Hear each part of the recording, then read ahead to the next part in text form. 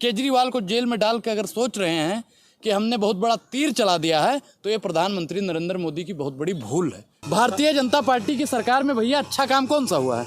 युवाओं के लिए पकौड़ा योजना, अरबपतियों के लिए भगौड़ा योजना। जिस देश का प्रधानमंत्री वीक होता है उस देश में परीक्षा लीक होता है। सबसे ज्यादा बेरोजगारी कौन लेकर आया? महिलाओं के ऊपर सबसे ज्यादा अत्याचार किसने करवाया? युवाओं को सबसे ज्यादा किसने पिटवाया? नमामि गंगे का घोटाला किसने किया? कांग्रेस की इमरजेंसी तो इमरजेंसी थी, लेकिन ये तो अघोषित आपातकाल है कि जब बहुजन के हक अधिकार को मारने की बात चल रही है, संविधान बदलने की बात चल रही है, तो देश के तमाम बहुजनों को चाहिए कि भारतीय जनता पार्टी की सरकार को बदल दें। 15 लाख रुपया आया कि नहीं आपके पास?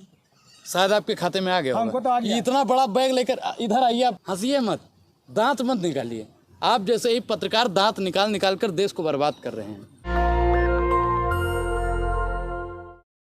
इंडिया अलायंस कहीं ना कहीं अपने आप में कमज़ोर होती जा रही है।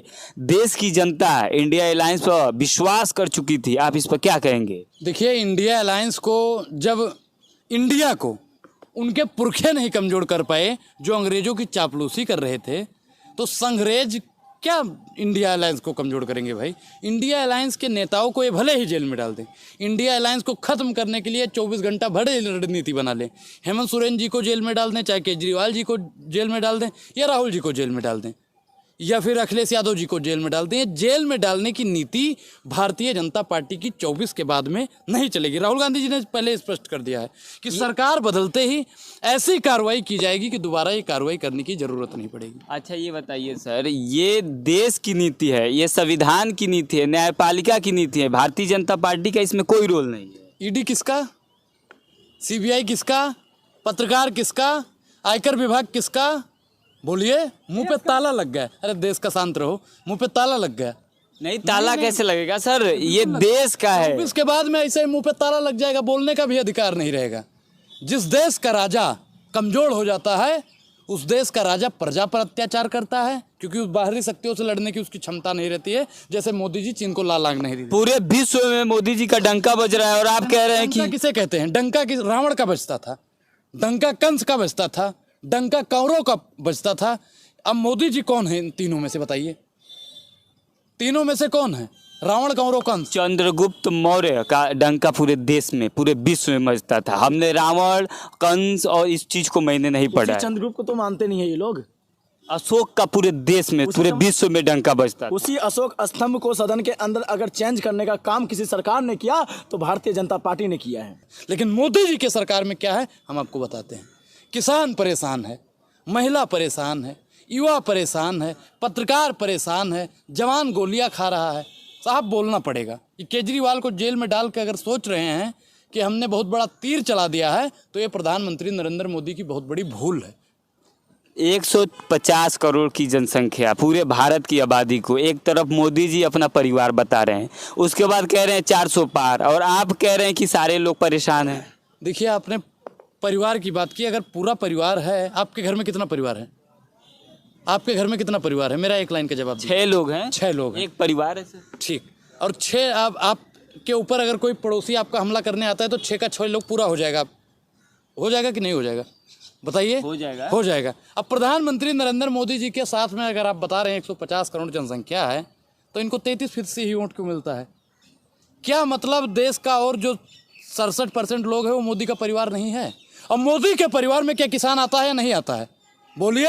वो तो कहते हैं किसान भी परिवार का हिस्सा है। आप बताइए, किसान आता है कि नहीं आता है? मोदी के परिवार में महिला आती है कि नहीं आती है? बोलिए। महिला के लिए कह रहे हैं अपनी जान तक दे देंगे, आप कह रहे हैं, आप प्रश्न उठा रहे हैं उन पर। वो जान देने की जंतर मंतर जानते हो? जी जानते हैं। हैं? जी जानते हैं। पिछले साल अप्रैल में यहाँ पे महिला पहलवान बैठी थी, शायद आप वो भी जानते हो। जानते हैं। किसान की आपने बात की, मोदी के परिवार में आते हैं किसान, शंभू बॉर्डर पे पहुंच बैठे हैं, ये भी आप जानते होंगे। देश का युवा ठीक लाठी खा रहा है, कभी इलाहाबाद में, कभी लखनऊ में, शायद आप ये भी जानते होंगे। चुनाव का बिगुल बच चुका है सर। सुनिए, चुनाव का परिवार है ऐसा अरे दलाली बंद करिए। चुनाव आप जैसे ही पत्रकार अपने यूट्यूब चैनल पे, अपने चैनल पर लिख देते हैं कि मैं मोदी का परिवार, मैं मोदी का परिवार, मैं मोदी का परिवार। ऐसी दलाली करना बंद कर दीजिए भाई। पूरे भारत में चुनाव, लोकसभा चुनाव का बिगुल बच चुका है, और इस समय कांग्रेस का अकाउंट सीज किया जाता है, आप क्या देखिए, कहें? ये भारतीय जनता पार्टी की पूर्ण रूप से बौखलाहट है कि वो हमारे खाताओं को सीज कर रही है। आप हमारे खाते को सीज कर सकते हैं, लेकिन राहुल गांधी जी ने जो मोहब्बत की दुकान खोल दी है, उस दुकान को कैसे बंद करेंगे मोदी जी? जो उन्होंने लोगों के अंदर खाता खोलने का काम किया है, उस खाते को प्रधानमंत्री नरेंद्र मोदी जी कैसे बंद करेंगे? राहुल गांधी जी का खाता आप बंद कर दीजिएगा, कांग्रेस पार्टी का खाता बंद कर दीजिएगा, इससे साहब कोई फर्क पड़ने वाला नहीं है। हम लोग लड़ेंगे और जीतेंगे और देश की तानाशाही हुकूमत की सरकार को उखाड़ कर इस बार हम फेंक देंगे, क्योंकि जब जब जुल्म करेगा, सत्ता के गलियारों से चप्पा चप्पा गूंज उठेगा इंकलाब के नारों से। जिस तरह से इलेक्टोरल बॉन्ड की खुलासा हुआ है, उस चीज को देखते हुए हमें नहीं देखना है, वो मीडिया दिखाएगा, मीडिया दिखा रहा है, मीडिया बात कर रहा है इलेक्टोरल बोर्ड पे। मीडिया तो बात कर रहा है सर। आप बात कर रहे हैं, कितना बात कर रहे हैं आप? कितना बात कर रहे हैं? आपने कभी पूछा 60 अरब कहाँ से आया? पूछा आपने सवाल पूछते हैं आप जैसे लोग? अरे बोलिए, बोली राजा जी राउर बोलिए, मैं मिठाई बा बोलिए। आप चाहते हैं पूतो मीठ भतरो मीठ, आप चाहते हैं दोनों जगह आपकी बनी रहे, ऐसा नहीं होता है भाई। इलेक्टोरल बॉन्ड में जो चंदा आया है, जो कारपोरेट घराने, मैं पूछ रहा हूँ 60 अरब किसके हैं? 60 जो हजार निकले हैं, 60,000 अरब, वो किसके हैं? आप मुझे बताइए कि उस पैसों पर भारत की मीडिया कब काम करेगी? प्रधानमंत्री कोई भी अच्छा काम करते हैं, आप लोग विरोध करने के लिए अच्छा काम गिनवाइए, अच्छा काम गिनवाइए, इनसे पूछिए, अच्छा काम आप गिनवाइए। भारतीय जनता पार्टी की सरकार में भैया अच्छा काम कौन सा हुआ है? युवाओं के लिए पकौड़ा योजना, अरबपतियों के लिए भगौड़ा योजना, इसके अलावा कोई योजना इनकी धरातल पर लागू नहीं होती है। अच्छा काम ये किया, बस प्राइवेट किया सारा, सब कुछ प्राइवेट किया है। सबका विकास का नारा है उनका, सबका साथ, सबका विकास और सबके विश्वास का अगर ये बात करते हैं तो आप बताइए, सबके साथ में आप पत्रकार भी आते हैं, और अगर एक भी पत्रकार अमेठी चला जाए 13 रुपये किलो चीनी पर चर्चा कर ले तो शायद स्मृति ईरानी उसको खा जाएंगी। स्मृति ईरानी जी 2013 में कहा करती थी, अगर किसी महिला मतलब बेटी पर बलात्कार के आरोपी को सीधा फांसी होनी चाहिए, स्मृति ईरानी जी कहती थी। अब आप बताइए कि भैया आज दिन शोषण हो रहा है महिलाओं का, और फिर भी महिलाओं पर स्मृति ईरानी जी महिला बाल विकास मंत्री हैं और बोलने को तैयार नहीं, तो ये कहीं ना कहीं देश को अपमानित करने का अगर कोई काम करता है तो भारत। 2024 के बाद अगर मोदी नहीं तो कौन? मोदी नहीं तो राहुल गांधी। प्रधानमंत्री नरेंद्र मोदी जी 10 साल में सबसे वीक प्रधानमंत्री हैं। जिस देश का प्रधानमंत्री वीक होता है, उस देश में परीक्षा लीक होता है, और आप देख रहे हैं लगातार हमारे देश में परीक्षाएं लीक हो रही हैं, चाहे उत्तर प्रदेश हो या बिहार हो। जहाँ जहाँ भाजपा की सरकार है, डबल इंजन की सरकार है, वहाँ 2 लोगों का व्यापार है, 2 ही खरीद रहा है, 2 ही बेच रहा है। कौन 2 लोग हैं? अंडानी अंबानी, 2 लोग ही खरीदने बेचने का तो काम कर रहे हैं। चाचा बेचता है, भतीजा खरीदता है, भतीजा बेचता है, चाचा खरीदता प्राइवेटेशन होगा तो तरक्की करेगा देश। है। तो देश का प्रधानमंत्री भी हमें प्राइवेट ही चाहिए। गरीबों की गुलामी होगी। मुझे चाहिए कि इस देश का प्रधानमंत्री भी प्राइवेट हो जाए। जब नहीं रहेगा एयर इंडिया तो क्या करेंगे ज्योतिरादित्य सिंधिया? जब रेलवे नहीं रहेगा तो रेल मिनिस्ट्री का हम भाई ठुनठुना लगाएंगे। वंदे भारत एक्सप्रेस चलाए प्रधानमंत्री 17। अरे भैया, मच्छर के टकरा जाने से जो ट्रेन ध्वस्त हो जाती हो, ऐसी ट्रेन नहीं चाहिए, ऐसा रेलवे मिनिस्टर नहीं चाहिए, और ऐसा प्रधानमंत्री भी नहीं चाहिए। आप प्रधानमंत्री पे इतने बड़े आरोप लगा रहे हैं, उसके बाद कह रहे हैं 2024 के चुनाव के बाद इस बार राहुल गांधी प्रधानमंत्री बनेंगे। बिल्कुल राहुल गांधी जी प्रधानमंत्री बनेंगे। सारे गुण 400 पार का नारा फेल हो जाएगा। देखिए, अगर भारतीय जनता पार्टी गलती से आ गई, ईवीएम हटा दीजिए, ईवीएम हटा दीजिए। मैं फिर कहता हूं कि ईवीएम हटा दीजिए। 400 क्या महाराज, 40 का भी आंकड़ा भारतीय जनता पार्टी ने। अलायंस जान गई है कि हम हार रहे हैं, इसलिए चुनाव से पहले ही ईवीएम का रोना चालू कर दिया। देखिए शुरू से हम लोग ईवीएम पर बोल रहे हैं, शुरू से बोल रहे हैं। लाने वाले भी आप ही लोग हैं। देखिए, मैं उस बात को पूरा एक्सेप्ट करता हूं कि ईवीएम कांग्रेस पार्टी लेकर आई। IIT कौन लेकर आया था? एम्स कौन लेकर आया? रेलवे की लाइन किसने बिछाई? बताइए। अरे मुंह पे ताला लग गया है, खोलिए इस ताले को। वो तो जो सरकार में रहेगा वही ना करेगा। मतलब पूर्ववर्ती सरकार लेकर आई थी। हाँ, तो जो सरकार नोटबंदी कौन लेकर आया? सबसे ज्यादा बेरोजगारी कौन लेकर आया? देश में कोरोना काल कौन लेकर आया? महिलाओं के ऊपर सबसे ज्यादा अत्याचार किसने करवाया? युवाओं को सबसे ज्यादा किसने पिटवाया? नमामि गंगे का घोटाला किसने किया? पत्रकारों को सबसे ज्यादा डिटेन किसने किया? और आप जैसे पत्रकारों के मुंह पर कांग्रेस भी इमरजेंसी लगाई थी। हैं? कांग्रेस की इमरजेंसी तो इमरजेंसी थी, लेकिन ये तो अघोषित आपातकाल है। उसने बता के लगाया था। सही ठहराते हैं?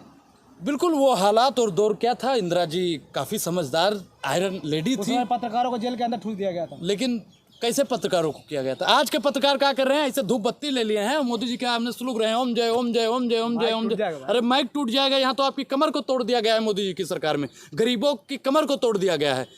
आप रोजगार की बात कर रहे हैं, मोदी जी हर स्टेट में मंदिर मस्जिद बनवा रहे हैं, रोजगार वहाँ मुहैया करा रहे हैं। आप कह रहे हैं कि ऐसे मंदिर मस्जिद एक धार्मिक मुद्दा है जिस पर भारतीय जनता पार्टी चुनाव लड़ना चाहती है। मंदिर मस्जिद बने न बिगड़े, सोन चिड़ैया बनी रहा है और देश के जनता बाढ़ में जाए, अपन कुर्सी बची रहा है। ये भारतीय जनता पार्टी की राजनीति है भैया। लेकिन वो इकोनॉमिक मुद्दा भी है, उसके चारों तरफ दुकानें खुलती हैं, फाइनेंशियली एक्टिविटी भी होती है। देखिए, मैं मंदिर के विरोध में नहीं हूँ, मस्जिद के विरोध में नहीं हूँ, गुरुद्वारे के विरोध में नहीं हूँ। मैं कहता हूँ सुनिए भाई, हंसिए मत, दांत मत निकालिए। आप जैसे ही पत्रकार दांत निकाल कर देश को बर्बाद कर रहे हैं। आप अपनी बात रखिए। मैं बात ही रख रहा हूँ, आप मुद्दों पर बात कीजिए। मंदिर मंदिर मंदिर पे रोजगार दे रहे प्रधानमंत्री हर साल, और आप भारत माता की कसम और इस पत्रकारिता की कसम खाकर बता दीजिए, मोदी जी ने 2 करोड़ रोजगार हड़ताल दिया। प्रधानमंत्री जी बोले कि नहीं बोले? अरे जुमला बोले हैं, जुमला। 15 लाख रुपया आया कि नहीं आपके पास? शायद आपके खाते में आ गया हमको तो आ गया। इतना बड़ा बैग लेकर इधर आइए, आप सामने आइए, सामने आइए, सामने आइए, नहीं कैमरे पर आइए, इधर कैमरा घुमाइए इन पर। ऐसे नहीं, ऐसे ऐसे आप जैसे ही लोग भारतीय जनता पार्टी की दलाली करने का काम करते हैं। सर, राहुल गांधी कह रहे कि हमारी सरकार आएगी तो जाति जनगणना कराएंगे। बिल्कुल जातीय जनगणना होनी तो चाहिए। जिस प्रदेश में उनकी सरकार है तो क्यों नहीं करा रहे हैं? देखिए, लगातार नियंत्रण काम हो रहा है पूरे देश में, एक साथ जातीय जनगणना मोदी होनी जी है की भाई। तरह वो जुमला तो नहीं बिक रहे हैं। 15 लाख देंगे, बोला था कि नहीं बोला था? बोला था या नहीं बोला था? बोलिए। कौन? मोदी बोला था, और कौन बोला था? तो अभी तो अरे सुनिए, दलाली मत करिए, बताइए आप। वो तो जुमला था, यानी जुमला। प्रधानमंत्री 2 करोड़ रोजगार न दे, वो भी जुमला। मैं इस बोल बात सुनो, 100 स्मार्ट सिटी, 100 स्मार्ट, सुनिए भाई, 100 स्मार्ट सिटी बताए। सुनिए, पहले उंगली नीचे कर, उंगली नीचे करके बात करिए, उंगली नीचे। सुनिए, मैं उंगली नीचे कर लूंगा, मेरा देश ही नीचे जा रहा है, मेरा देश नीचे जा रहा है, मैं इसलिए उंगली दिखा के बात कर रहा हूँ। आप मुझे बताइए, आपका देश है, हमारा देश नहीं है। आपका अगर देश होता तो आप अपने उसूल से, अपने जमीर से, अपने स्वाभिमान से समझौता ना करते। आप लोग कर रहे हैं। नहीं, कोई नहीं कर रहा है। आप लोग अपने स्वाभिमान से समझौता कर रहे हैं। 50 साल नहीं, अभी जो इंडिया एयरलाइंस की बात तो छोड़िए, पहले आप बताइए 100 स्मार्ट सिटी बनाया गया कि नहीं? 100 स्मार्ट सिटी बनाया गया कि नहीं, बताइए। इस समय देश में आचार संहिता लागू हो चुका है। आचार संहिता नहीं, लाचार संहिता आ गया है। ये लाचार कर दिया है देश। मैं जो पूछ रहा हूँ आप उसको बताइए। आज आचार संहिता लागू हुआ है, 2 दिन पहले आचार संहिता लागू हुआ है। 2014 से इनकी सरकार है, और जिस मुद्दों पर ये सरकार बनाए थे, जिस लिए सिस्टम में आए थे, उस सिस्टम को भी बेच देने का काम अगर किसी ने किया है तो अडानी और अंबानी जी के तथाकथित इशारों पर प्रधानमंत्री नरेंद्र मोदी।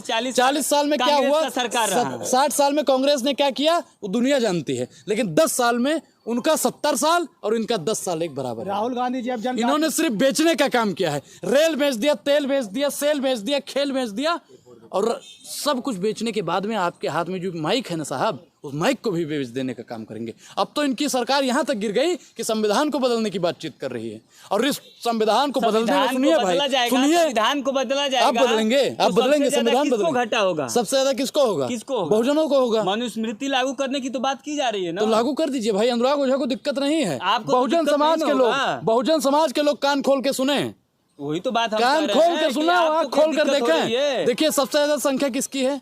बहुजनों की है। 100 में 90 शोषित है। शोषितों ने ललकारा, धन धरती और राजपाट पर 90 भाग हमारा, नारा दिया था ना बहुजन नेता ने।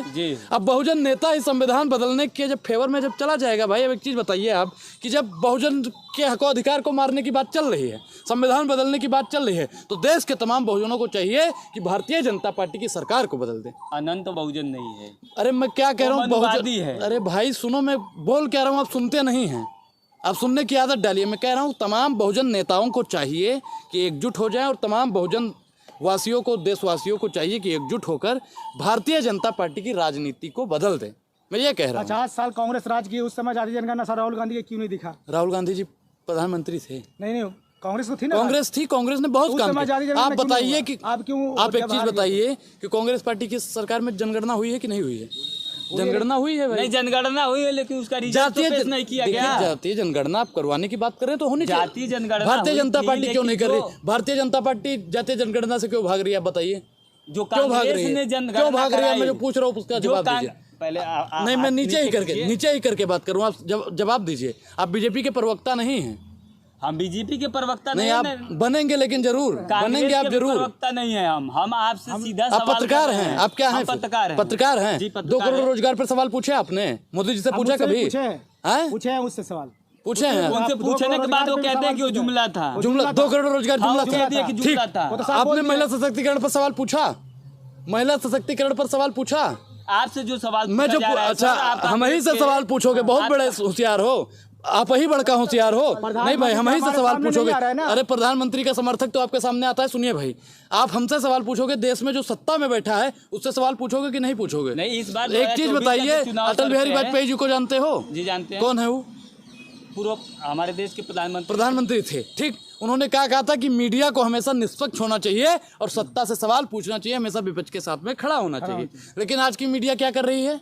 आज की मीडिया क्या कर रही है? प्रधानमंत्री नरेंद्र मोदी का चरण चंबुकम कर रही है। चरण चंबुकम करने वाली मीडिया का आप बाइकआउट करेंगे। इस देश में आप चौथे स्तंभ के